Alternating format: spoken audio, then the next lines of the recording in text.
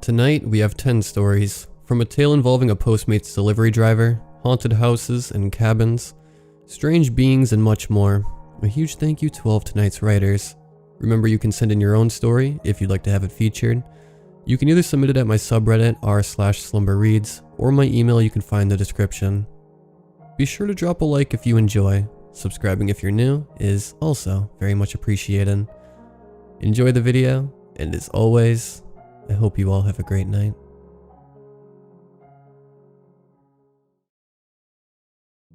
I was browsing the sub and I came across the old post by the guy from the US Forest Service Search and Rescue, talking about all the weird stuff he's seen and heard over the course of his career. I've been running Postmates here for a while now, and I can guarantee that rural areas do not have a monopoly on bizarre and creepy shit. I thought I would share some stories of what I've seen on the job.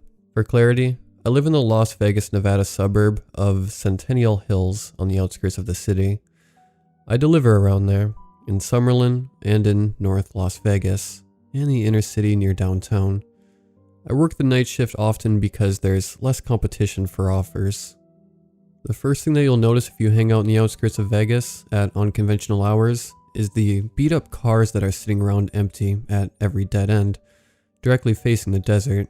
If you don't believe me, go to one of these roads in a residential area near or after nightfall, and you'll always see at least one of them just sitting there for no reason.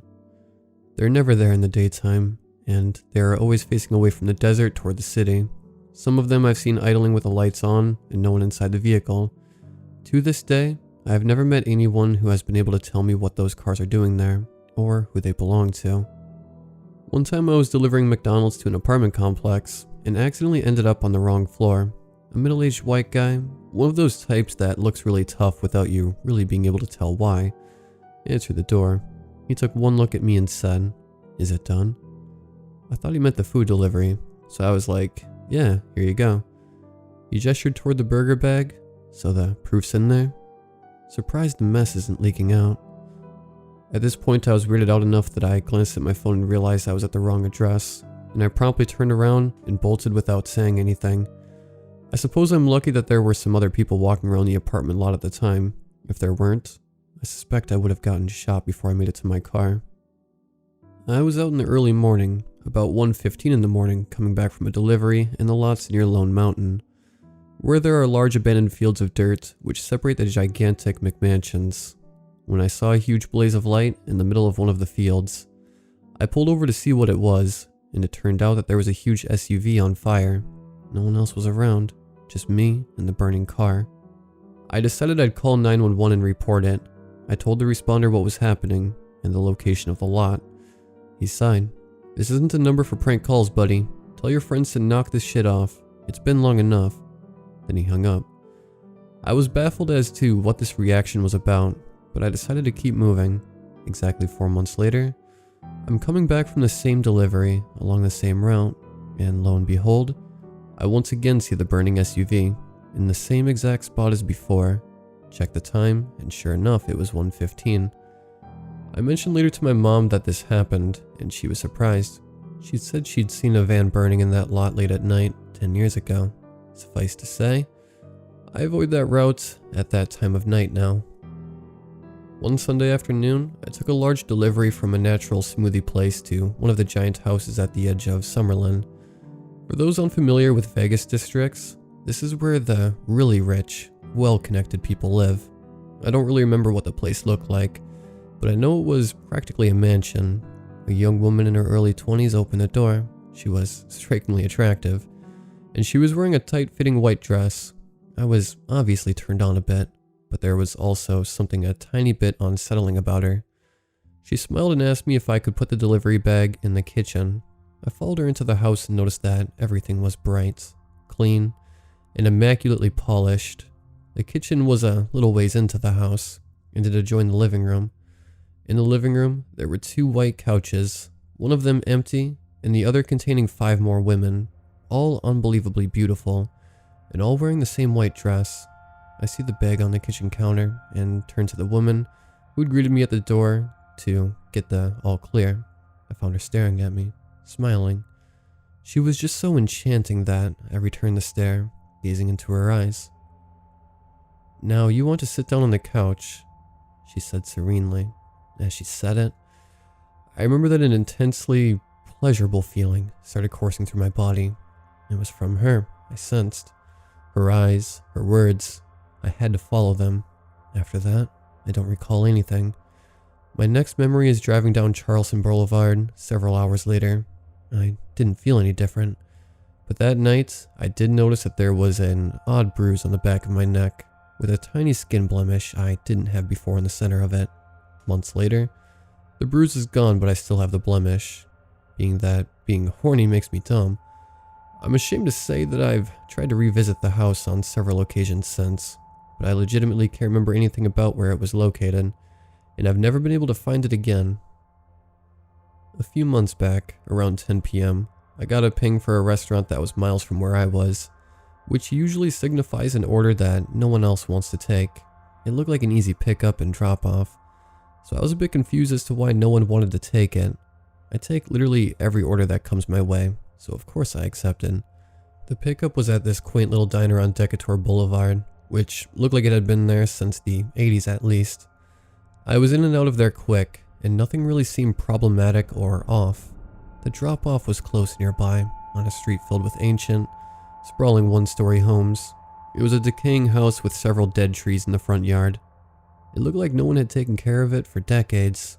Granted, that's par for the course in some of the older districts of Vegas. But the strangest thing was that the lots on either side of it had been completely razed. There had been houses there once, that much was clear, but not any longer. There was nothing like that anywhere else on the street that I saw. Every other lot was filled. I had a feeling in the pit of my stomach that I shouldn't go up to the door, but the delivery had to be completed or I'd get in trouble with corporate. I went up the walk and knocked. There was no answer. I knocked again harder. No answer. I figured I'd call the number attached to the order before I just left it there. It rang a few times, then picked up. There was silence for a few seconds and then a click, and the call ended. At this point, I was completely ready to nope out of there, so I put the food on the doorstep and turned to leave. I had made it halfway down the walk when I heard the door creaking open behind me. I turned to see who was there. There was no one. The door stood open, revealing a dark and dilapidated hallway which looked even more decrepit than the rest of the house. It extended back further than the light would allow me to see, but I had the distinct feeling that someone, or something, was watching me from the end of the hallway. When I made it back to my car, I was literally shaking. All I wanted to do was go far away from whatever was in that hallway. I didn't take any more orders that night, and I didn't get any sleep either. In the morning, I decided to call the number again to see if anyone would answer. It had been disconnected. I have plenty more stories, if you all want to hear them at another point. Let me know any questions you have in the comments, and I'll try to answer them the best I can.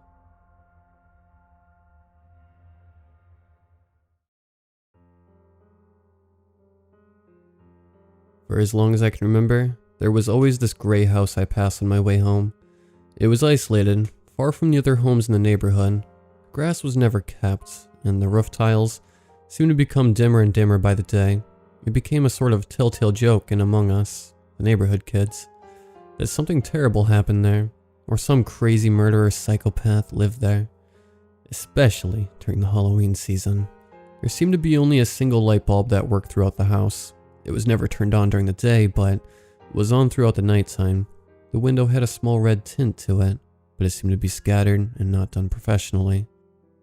Around the age of 12, my friends and I decided collectively to find out more about the house. We hatched up a plan to sleep over at my friend's, let's call him Butch, house for the night. Our parents agreed and we were off. I made sure to pack all my necessities in case of any emergency, and at that age, it consisted of a flashlight, walkie-talkies, spare batteries, goldfish, and your occasional fruit snack bag. As the nighttime came, we did our usual preteen activities, like drank too much soda, ran around, fought a little. Once the clock hit 12 a.m., it was time to go. Collectively, there was 5 of us. Our group had me, Joey, Nate, Ryan, and Butch. We packed our bags, dialed our walkie-talkies, and we were off. The house was a solid 15-minute walk away from us. Down the road into a cul-de-sac was the house. The moonshine was all the light we could see. The sky was clear and the air crisp. As we made our way closer, everybody grew quiet. The whistling of the wind and shaky leaves filled the air. We hatched a plan to stay together in case anything would happen. We made our way up to the front of the house. Around the corner stood a very tall and dark figure. The figure stood a staggering 7 to 8 feet tall and had hollow eyes. I immediately shined my flashlight into that direction, but to my dismay, once the light was shed onto the surface of the corner, the figure disappeared. At this point, I wanted to leave. I was 5'3", or something, 95 pounds. I could not defend myself.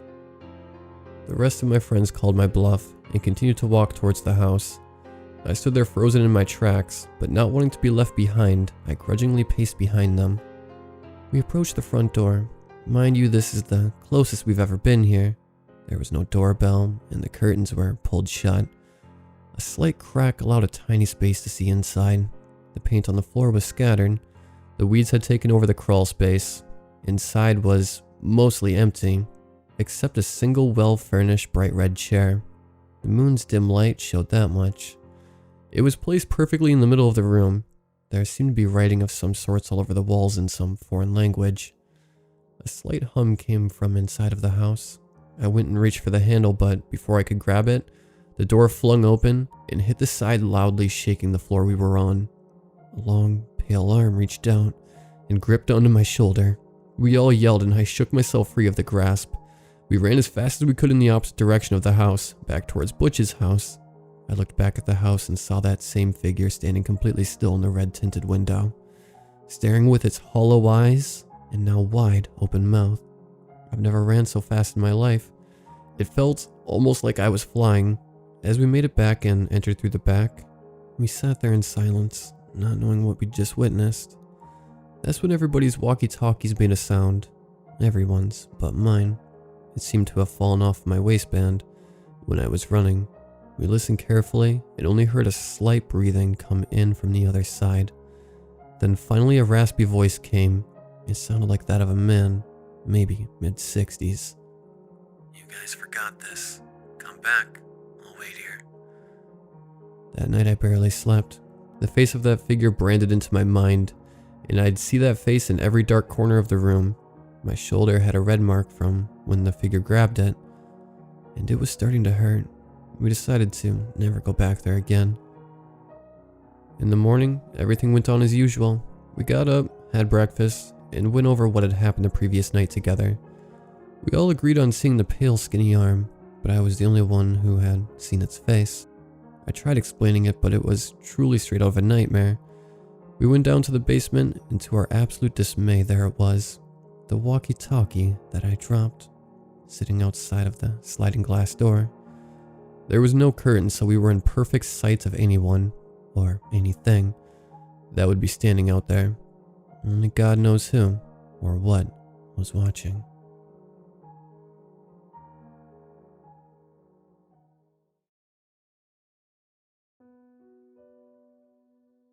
I haven't left my cabin in 2 days. I'm too afraid of what will happen to me if I do.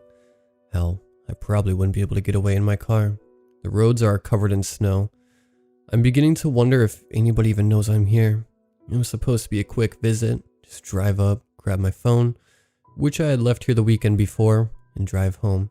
In fact, I thought that everything was going to be just fine when I entered the cabin. I mean, there wasn't anything on the news about a blizzard. I guess that's why I decided to spend the night. I had no idea that it was going to snow 8 feet. I still remember my confusion when I woke up 2 days ago, only to see my driveway covered in snow. I got my snow gear on and began shoveling the driveway, but it was snowing so hard that by the time I finished the driveway, it was already covered in a white blanket of snow. I decided to go inside and call my brother. He had a truck and a plow. He would be able to come and help me. I opened my phone, but of course, there was no connection. I don't know what I was expecting. It was snowing too hard, so I was left with one option: wait it out. It was only a few hours until the voices began speaking. It was quiet at first, so quiet it was hard to notice. At first, I thought it was in my head. It was plausible, as it had only been incomprehensible, but I quickly realized that it was coming from outside. It grew louder. I could now tell that there was an old man and a young woman speaking to me. "Can we come in?" the woman asked. It was still rather quiet. I began looking through every window, hoping to see the woman. No luck. "Please, mister, it is very cold out here." The man added. "Where are you?" I asked in confusion. I still couldn't find the two people that were speaking to me. "We're outside," they both stated at the same time. Something about the way they said that terrified me. They had said it in the exact same tone, a calm and collected voice, with a hint of excitement and desperation. "Help us," the voice of a little girl shouted. The anxiety set in. There was now a little girl speaking to me, but still no face to accompany it. "Help us," they repeated. This was also said at the same exact time. The voice of a middle-aged man had now joined them. The voices were louder now. "Help us, mister," they began to repeat over and over again. In fear, I ran into the basement. The voices were a little quieter but still audible. I began to assess my situation. Was it some sort of mental illness that I didn't know about that was suddenly kicking in? No, that's insane. Are there actually people outside the cabin? They sounded like people, but they seemed inhuman, like they were trying to imitate how people talk. Also, why were there so many of them? I could now hear at least 8 people. I decided that these things weren't human, but if they're not, what are they? This realization terrified me. I've always had a problem with anxiety, and this was the worst it had ever been. Anxiety can make you do weird things. It made me run out into the freezing cold, trying to get away from the voices. I ran outside and ran away from the cabin. I made it about 25 yards until I heard something that I won't ever forget. It was a roar. It was ear-piercing loud. Its sound was unexplainable. It was like a mix between a hyena, a human, and a lion. It sounded almost like a laugh, but more of an "I'm about to murder anything in my path" kind of laugh.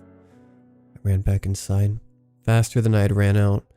As I ran, I could hear the sound of something larger than a human running through the snow, but I never got a look at what it was before I was back in the cabin. The voices didn't start for another 15 minutes after I made it inside. This time they were louder and more sinister. "Let us in, Kenneth." There were now about 14 voices screaming now. I had no idea what to do. There was no way to get out of here before being devoured by whatever is out there. I checked my phone once again to see if there was any connection. Nothing, of course. I had a million thoughts in my head. I had no idea what to do. So I once again decided to sit down and wait it out. I didn't know what I was thinking, to be honest. I was idiotic to think that all these things would be happening. It didn't work. More and more voices joined the choir of voices. They were saying personal things, like screaming about my family, my friends, and other things I would rather not repeat here. They were trying to break me, and it worked. I sat on my couch and waited. I even fell asleep at one point. When I awoke, it was 3 a.m., and the voices were still screaming. I had had enough. "Just let me be." I screamed as loud as I could. "Just let us in, and it will all go away." The man that spoke to me first responded. The voices were so close now. I decided to look outside, attempting to see if I could find the source once again. I wish I hadn't looked outside. I still haven't got what I saw out of my head. It was about 8 feet tall. It had the fur and general shape of a deer, but it was standing on its hind legs. It had the torso of a large human, with long, skinny arms with long fingers. Its face looked like the skull of an animal, with the antlers of a stag. Its mouth was open, and the voices of the now crowd of people were coming from it. What did this thing want from me? I think I will find out soon, as the voices are extremely loud, and the beast is just outside my cabin. I don't think anybody is coming for me. I just hope that this thing will make it quick. I just want this to end.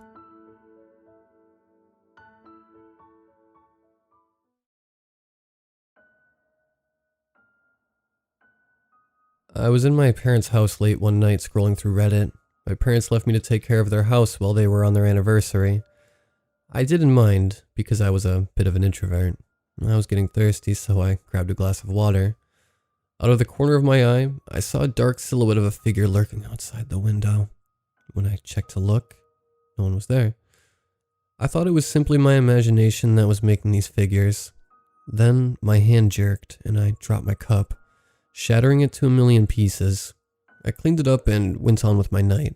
I figured I would just look at Netflix for something interesting to watch.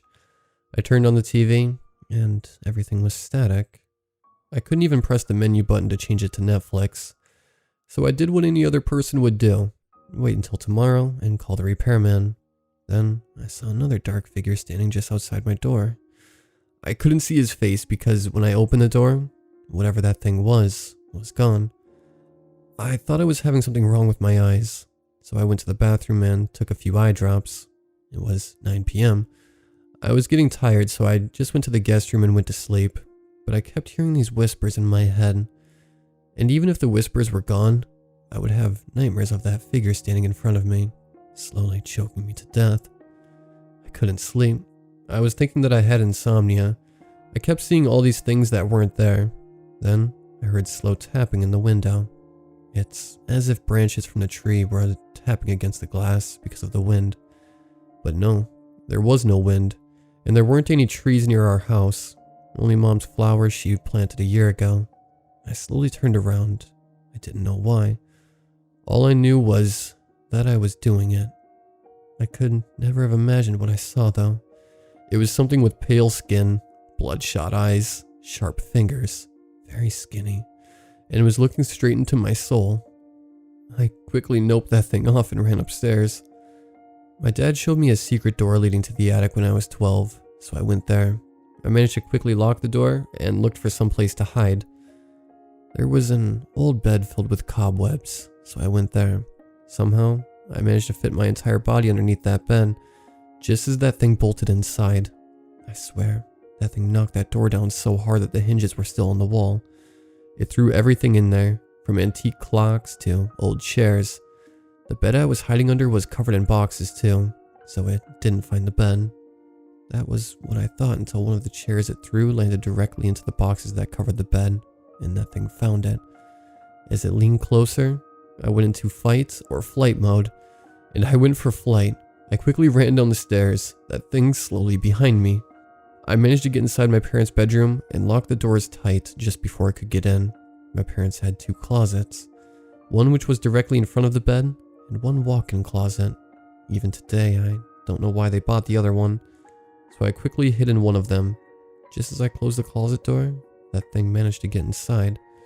It tore open the bed and broke everything in its path, including the other closets. If I had hid inside the other closet, I would have been found and possibly killed.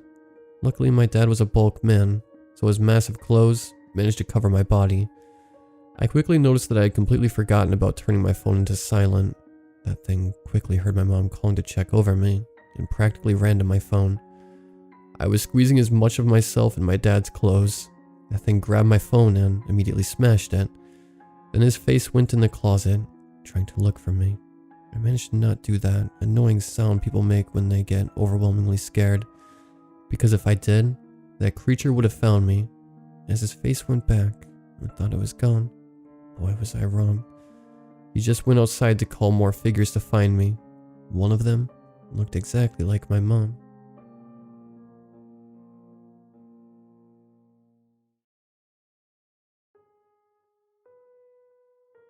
Bye, Joe. See you on Monday. I said to my boss as I'm leaving for the weekend. Don't party too hard, Tom. Joe said with a smile on his face. I gave him a smile back as I left the restaurant. I look at the time. It says 10:05 p.m. and I let out a sigh of relief that my work week is over, and I begin my walk home. As I turn to the suburbs, I get a strong feeling that something is not right, but I just can't put my finger on it. I must be overthinking, I thought to myself. As I start to speed walk down the empty street, after a few minutes of walking, I finally realize why something seemed off. The only thing that is illuminating the street is the occasional orange street lights on the street corners. There's no lights in any of the houses. There's not a single car parked on the street, and the driveways are like the street is completely deserted. As I grew increasingly uneasy, I also noticed the moon. and stars have also disappeared. Okay, calm down. There has to be a reason for all of this.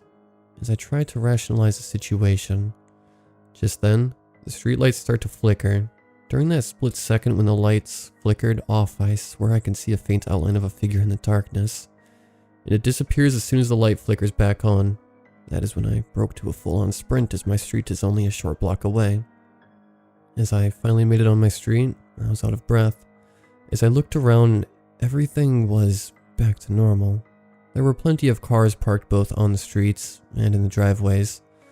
Lots of lights were on in the houses, and the moon and the stars are back.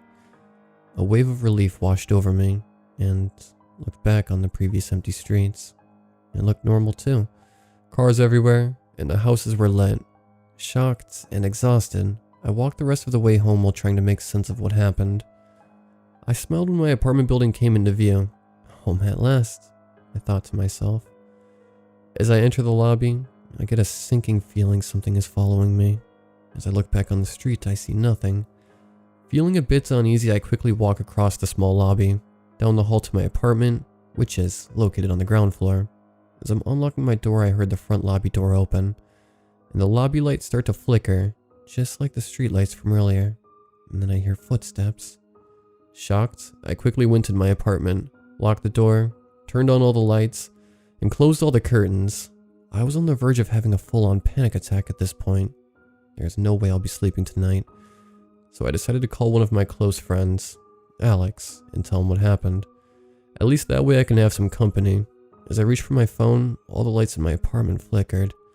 And as I looked at my phone, it too began to flicker and went black. I tried to turn it on again, but it didn't work. Then I tried to turn on my laptop. It too didn't turn on, despite being plugged in through the power cord.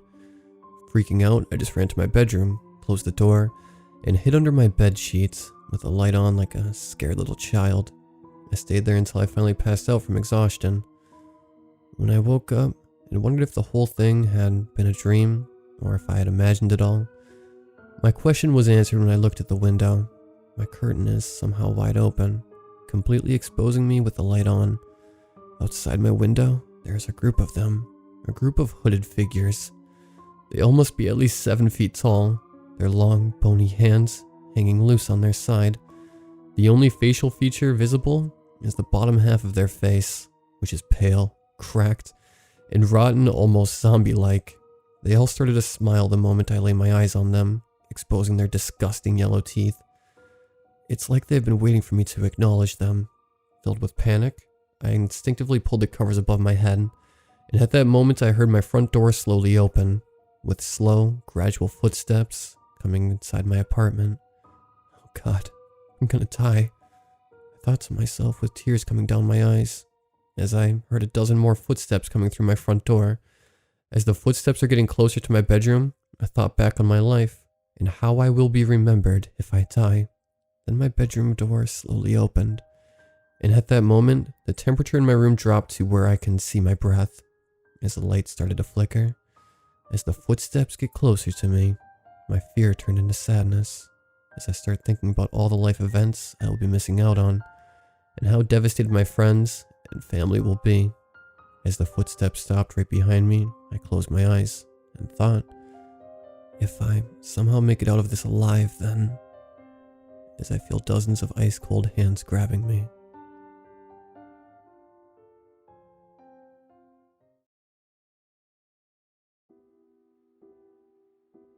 I live in a part of a world where there are a lot of sky bridges, footbridges, overpasses, building connectors sprawl over the city where I live, like a nervous system, or traces on a circuit board. In fact, in my city, sky bridges can link up over 40 buildings, in the busiest and most built-up parts. However, this story isn't about those huge, lavish sky bridges that link office buildings, although it can pertain to them. My story starts from a small footbridge. To get to my house from the train station, there is a newly built footbridge. Before this was built up, the road was fairly easy to cross on ground level, but thanks to a new estate being developed, the district council had decided to redevelop the four-way crossing and put obstructions on the roadsides so it'd be hard or dangerous to cross unless you used the newly built footbridge. Flower beds, obstructing road signs, stone decorations, and handrails littered the edges of the crossing, and became a general nuisance to the locals. And even undercover cops were spotted finding people who didn't use the footbridge and jaywalked across. On a late night returning home, I had to use this footbridge. I was coming back from a reunion of a good friend who had come to visit me from my home country and had a bit to drink. Enough that I didn't want to risk the danger of bypassing the footbridge I mentioned earlier. In this new footbridge, they had installed an elevator with a camera, with which you could observe the interior of from the outside, next to the elevator doors. Safety measures. Understandable, seeing that the lift was small and secluded enough to be conspicuous. My drunk self had opted for the elevator, not being in the best of moods. My phone had died, it was cold and raining, and I needed to get some rest to show my friend around the city the next day. Not having anything to do, I watched the camera display while I waited for my lift to descend from the footbridge level to ground level. Scan lines had appeared on the monitor, and I chuckled at the cliché presentation it gave. An eerie view of an empty lift carriage. This wait wasn't long, as the footbridge wasn't very high. The lift doors opened, and I prepared myself to step in. I would have stepped in if I hadn't hesitated and looked at the camera display again. The camera in the lift was pointed so that a little of the elevator doors were visible, but it was mostly showing the elevator carriage. I had barely moved my feet when I saw myself on the camera display step into the elevator. I froze. Me, or someone wearing the same clothes as me, carrying the same umbrella as me, had walked into the elevator, according to the camera display, but physically before my eyes, I was the only one at the elevator doors. I couldn't move. My eyes were transfixed onto the display in shock. It was only when I saw me turn around and start to look up that I freaked out. I shut my eyes, opened them, and the camera display showed an empty elevator car. What was going through my head was racing through my nerves. At the same time, I was in a spot of denial. I thought the drink had got to me and tried to shake it off. I got into the elevator and made my way up to the footbridge level. Nothing of interest happened during the short elevator ride or the walk across the footbridge and down the stairs on the other side. Despite my fear and shock, it was a fairly uneventful trip across the unwanted footbridge. I started to walk into my village, checking my back and sides for anything weird. Nothing. Even seeing normal passerby without them turning mad and attacking me, or ghostly figures floating towards me. Well, I thought it was a normal trip home. I started noticing the weird things when I got home. The door was locked and I had forgotten my key. Thankfully, I heard my uncle near the door. I called for him to open the door, and he answered. I thought it was strange though, how from opening the door to letting me in, he was looking elsewhere. He opened the door to me with his head turned so that he was looking over his left shoulder. When asked what was up, he replied that something had caught his attention.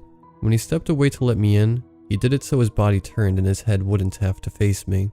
I thought he was just tired and wasn't all there, much like me. When I got to my room, I started recalling why I was feeling uneasy on the way home, aside from the elevator fiasco. Everyone who passed me had without fail turned their head away from me when they were in my sight, one way or another. I had not seen a single face on the way home, even though I had seen multiple people. While mulling it over in my mind, I shook my head. I wanted to check with other people in my house that I was in fact sane and could see their faces, but it was late and I didn't want to disturb anyone. The next day I was walking to meet with my friend. It was the same. Everyone who passed me had their head turned away so that I couldn't see their faces. It was impossible, yet everyone looked like they were preoccupied with something else. Couples that were walking beside me seemed to look at stuff opposite of my direction. People walking towards me seemed to either have their head down in their phones, if not, straight at the floor. It freaked me out to the max. I was a little relieved when I met up with my friend. I could see his face. I had never been so relieved to see a set of eyes, a nose, and a mouth. Not wanting to ruin his vacation, I carried on showing him around the city, only mentioning the people not looking at us towards the end of my tour. He took a quick look around and said he didn't notice anything unnatural, and that there were an acceptable amount of people both looking away and towards us.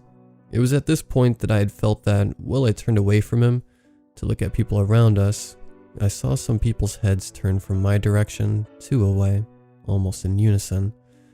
I asked my friend if he saw that, but he said he didn't. As I said earlier, I didn't want to ruin his vacation, but at the same time I felt uncomfortable.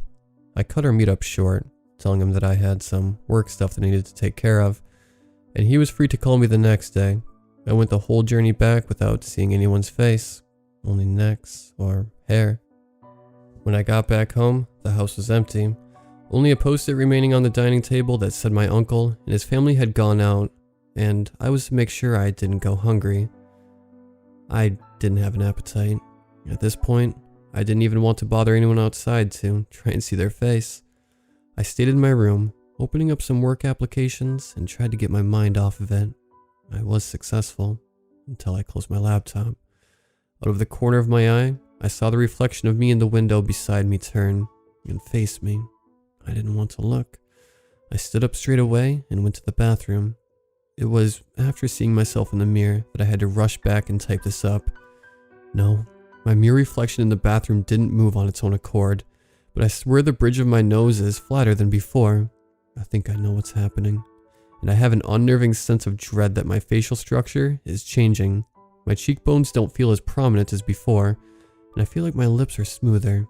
My eyes, I don't know what'll happen, but I'm posting this up and here to tell you, if you see yourself in a camera display, don't keep looking. Walk away. If you haven't talked to anyone physically for a while, do that. And above all else, make sure you can see someone's face.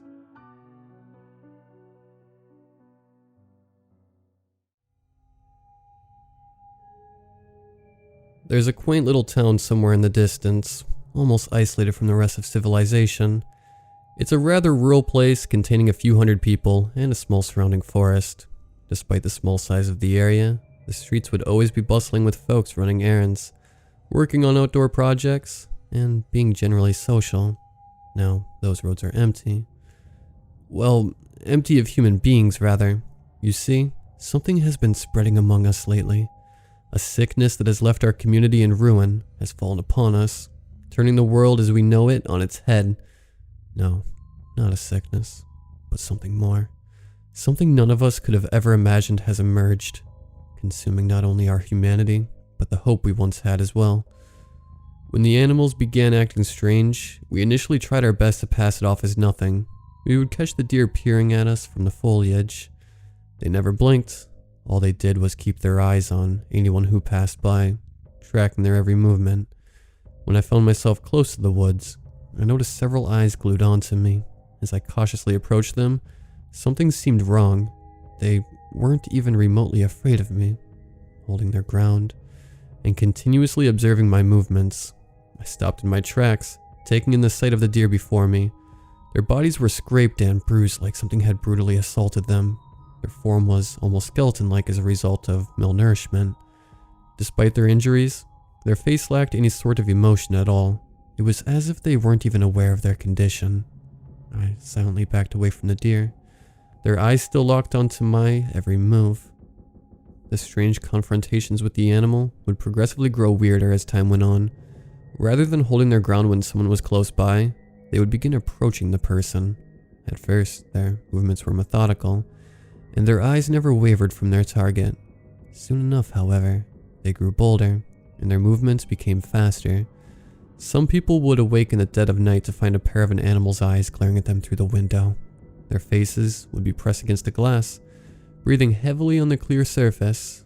During these stages, their bodies were even thinner, their wounds more profound, and their eyes far wider than before. Their faces, which had once been ripe with life, now appeared sunken. Their skin was stuck against the bone underneath. I remember the first attack. Someone had gotten too close to one of the deer. His cries were heard, but help had not arrived in nearly enough time. When we found him, we saw the deer standing over his body, looking down at his corpse. A thick pool of liquid covered the man. It had a yellowish and black color, which appeared to be a mixture of mucus and vomit. We witnessed the liquid, which we would later coin as the contagion, sliver into the man's mouth, seemingly moving on its own. The deer noticed our presence and looked up at us.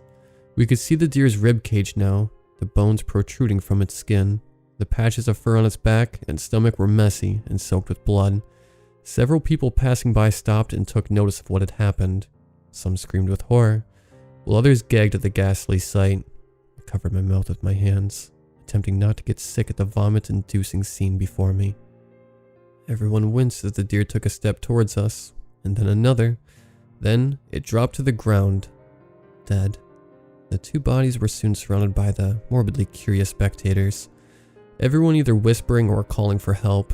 Our small town had never witnessed such a grisly sight, and we had an extremely small law enforcement presence since, well, nothing ever happened here. I looked at the man once more, his mouth hung open, his eyes nearly bulging out of their sockets. His body had been beaten and bruised, and his clothes had been torn from the several bites he had received. The mix of whispers and shouts all ceased as we took notice of a woman behind us. She didn't say a single word.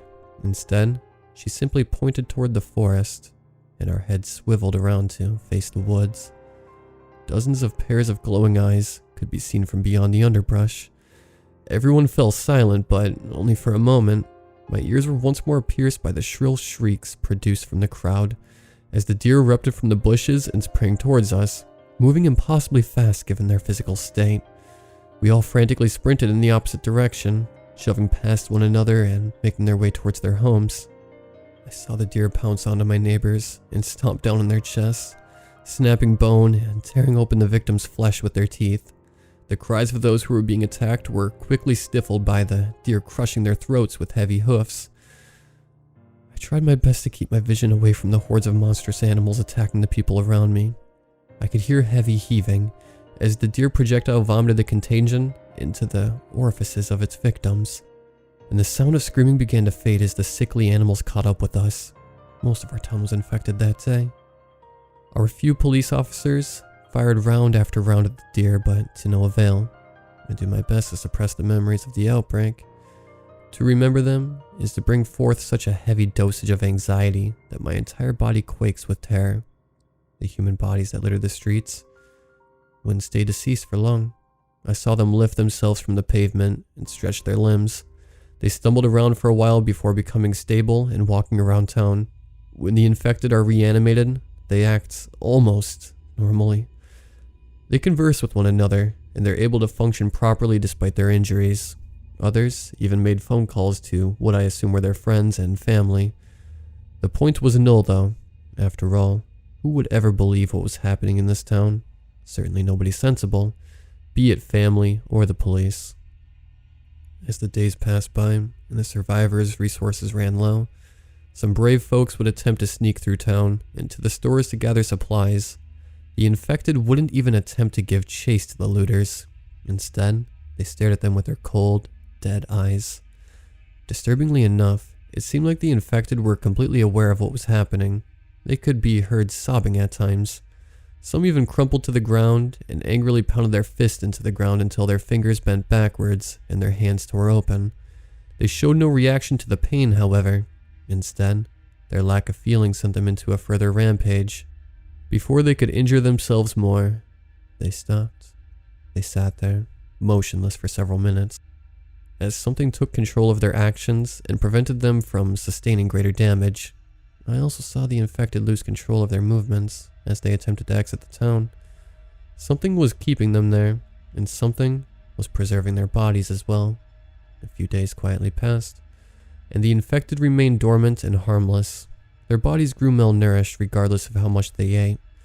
I felt sorry for them in that regard. My body was growing thin as well, and I had been quickly running out of food. They were having their energy drained, something which was evident considering their sunken faces and colorless skin.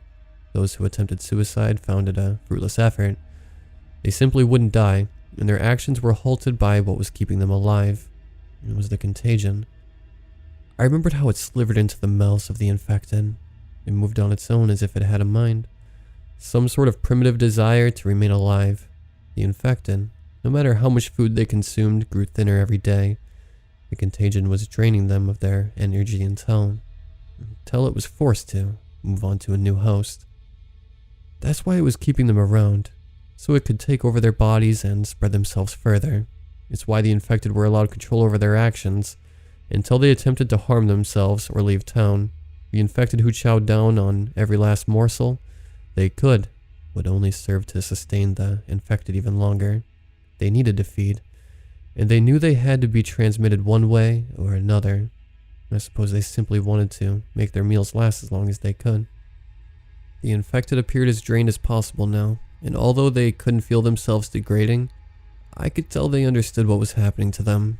They didn't even walk around town or talk with each other anymore. They simply sat down and stared into the ground. They were hopeless and fearful, many of them bawling their eyes out for hours on end, filling the air with their distraught howls. Most of all, they felt helpless to stop what they knew would soon happen, and they understood that, ultimately, they no longer had free will. Tonight, an especially grim darkness cloaked the town, and the looters stuck out of their houses once more. I didn't see the survivors, but as I witnessed the infected rise from the ground, I knew they were out in the streets once more. They saw the survivors, and they all turned their heads in their direction. Upon spotting the remaining survivors, they began treading toward them, slowly at first, then picking up speed. Soon enough, their pace quickened to a full-on sprint, rushing their survivors as fast as they could. They were no longer my neighbors. The contagion was in control now, and it was starving. I refused to look towards the carnage. I didn't want to be reminded of those memories I so desperately wished to forget. I don't want to face this reality anymore. I just want to waste away alone. All I felt was complete despair. The bleakness of my situation infected me more than any contagion could have ever hoped to. There was no reason to even try anymore. Although I blinded myself from the assault carried out by the infected, my ears were flooded by the sounds of the shrieks of pain and the snapping of limbs. I pressed my hands against my ears so tightly that my knuckles turned white and my fingers trembled. The sound of vomit soon overrode the screams, and I knew exactly what was happening. A new batch of infected were being produced. I heard the infected trying to bust down the doors of other houses in search of survivors.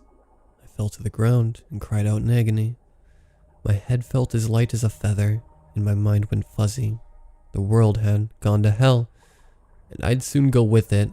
The contagion has a primitive sense of survival and will do what it must to thrive within its host.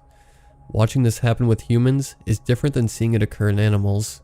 They're used as food for those creatures, and then when their usefulness is at an end, they are dispatched with haste. I kept trying to ignore the hellscape outside. I could hear footsteps faintly approach the house I barricaded myself inside of. Was it an infected? Now, here I sit, staring blankly at the glowing computer screen in front of me. I'm surrounded by empty wrappers and food cans spread around the room, and I'm sure of what is to come. The footsteps grew near, and then I heard pounding on my door. I don't think I've got much time left, so I'll have to wrap this up with haste. Soon, there will be no more survivors left in this wasteland. As the contagion realizes this, they'll grow famished. I suppose they will spread out in an attempt to find more hosts to feed off. They're fast and strong, and damaging them won't slow them down unless you destroy them completely. The banging on the door is growing louder. Whatever is on the outside is getting through. There's no reason for me to run from this reality anymore. The door will come down at any second, and with it will come my demise. I've got to. Someone broke through. A young man ran into the house and produced a petrified look upon observing me. It was a survivor, and he ran upstairs and out of view. I can feel the memories rushing back to me from the outbreak. Memories which hold a truth within them. A truth which I have long since attempted to deny, as my bony fingers tap against the keyboard. I feel my mind begin to fade away. Can't run away now, and soon I will be no more. A foul liquid is working its way up my throat. I don't have much time left, and neither does the young man inside my home. I get up from my seat, and I look down upon my thin frame with dismay. I think it's time for me to go. I feel hungry.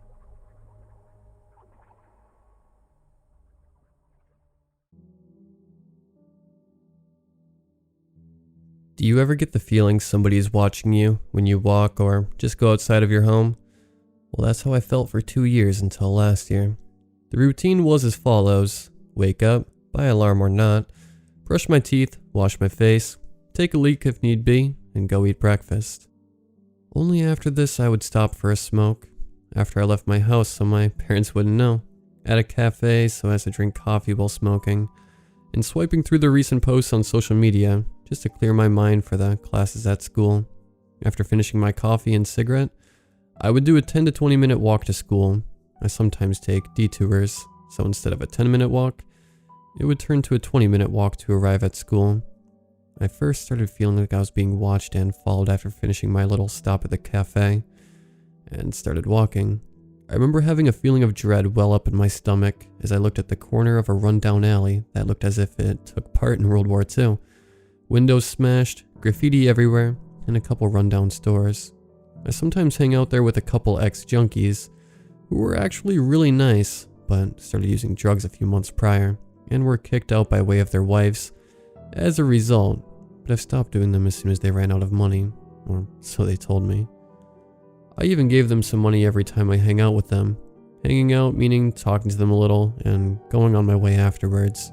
But this time, when I looked there, they were not there, and instead there was blood and a letter from Tim, one of the ex-junkies. I don't know what this thing is, but it's terrifying. The last couple of weeks, John and I have been feeling watched, and can hear it growling in the shop on the left, not so far from where we are. I gotta go now. Take care of yours. That's where it stopped. I think whatever it was that scared them either got them or was trying to. Nonetheless, at the time I'm writing this, I am certain they are gone. After seeing the note, I immediately ran back home and called in sick at school. A year passed from that incident, and I was undergoing therapy because of the depression and trauma I had from it. And by the time I was seeing the therapist, I started feeling followed whenever I left my house, feeling the gaze of someone or something every step I took, and it was driving me insane until one day I went back to that place again, that very same alley I saw the letter in, and after just taking in the sight of that alley once more, I heard it breathing behind me. When I turned around, I was met with the most horrible sight of my life, which will stay with me until the end. It looked like it was human, yet it also looked like it was not human. It was tall, skinny, pale with a tint of green, with long arms and not as long legs. It had sharp and long nails and toes. Its face was sinister, with black void-like eyes that had a small white pupil. If even that, it looked more like a dot. It had no nose and a wide grin which showed a set of razor-sharp teeth and small ears. That was the first time I ever saw it, the second being the last. I remember it as if it happened yesterday. My mother asked me to do some shopping that night because she was feeling a bit out of it. I agreed, and after putting a podcast on my phone and putting on my headphones, I started making my way to the grocery store. The weird thing that night was that nobody, not a single soul, was on the street. I didn't care at the time and continued my way to the store. When I entered it, though it was the same as on the street, except for the guy at the register, there was nobody in the store. I bought whatever my mother put on the list and started heading back to my house. But just as I passed the rundown alley, where there were now homeless people here and there, I heard a sound, which after I paused the podcast and took out my headphones, confirmed that it was a humming sound. Curiosity took over me, and I found myself going towards it until I arrived at the source of it, the rundown antique shop on the left side of the valley. After my eyes adjusted to the dark interior, I froze. There in the middle of the store stood the pale creature, grinning as always when I heard it. I have to tell you something. In that moment, my fight or flight response kicked in, and I chose flight. I ran harder than I thought I could, but then I heard it again, louder this time. It shouted stop, and I immediately stopped, which then seemed stupid, but I now know it was better that I stopped, because what it said next was the situation I find myself in. I've been following you all this time to tell you that you have to leave town. There's a monster who's been trying to find a host from which to start chaos in the world, and it found you. It will take another year, fortunately, and in this time, you should leave town before it gets to you. I wanted to say something back, but it vanished as soon as he finished his warning. I have not left town. I've been trying to find answers, but it took too long. I can hear it tapping away on my window on the other side of my window now. This is a warning. If you feel watched or followed, please don't make the same mistake I did.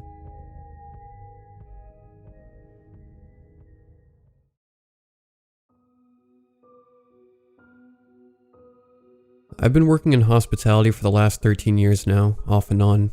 I've literally seen it all. I've done everything from front desk, to management, to housekeeping.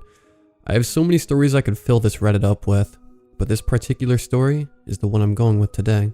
For some backstory, I'm almost 32. I started in hotels at age 18. People come to hotels for many reasons. A night away, parties, affairs, hookers, and occasionally even suicide. This story takes place in my very first hotel job ever. It was my first day out of training and on the floor by myself. I was working alone and was actually pretty excited.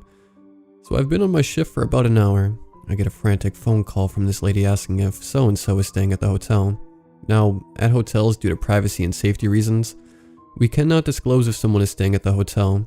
We can neither confirm or deny if they are there. I tell the frantic lady I cannot give out that information. She proceeds to tell me, I understand, but if so-and-so is there, you need to call the cops immediately. I just found a suicide note from her. So if she is there, then she is there to take her life. As calm as I can, I tell the lady I understand, and I will look in the system to see if a woman by that name is staying with us. And if so, I will advise the local police. I already knew that the lady was there. I had checked her in about 15 minutes prior to getting the frantic phone call. I hang up with the lady, and I instantly go into a panic. I call the police and explain the situation to them, and let them know the lady in question had checked into her room about 15 minutes prior. Cops arrive, and of course they ask me to walk with them to their room. So we get to the room. Knock, knock, knock. You can all hear that police knock in your head right now. No answer. My heart drops and is stuck in my throat at the same time. Cop yells, I'm giving you one last chance to open this door, then we're coming in. She did answer the door. She was disoriented, high, but still alive. She had the tub filled up with water and multiple razor blades laying on the side of the tub. This one got lucky. At the same hotel, however, we had someone who wasn't so lucky. He succeeded in what he was trying to do. He drank gasoline and was found on the ground the next day by housekeeping. I hated going in that room the entire time I worked there. Room 106. I will never forget that room number. I know there is so many things that happen at hotels, and if you haven't worked there, you will never know what has happened in the room you're staying in. Think about this story the next time you're enjoying your time away in a hotel room. You have no idea who has died in there, if anyone, and you'll never know. Sweet dreams.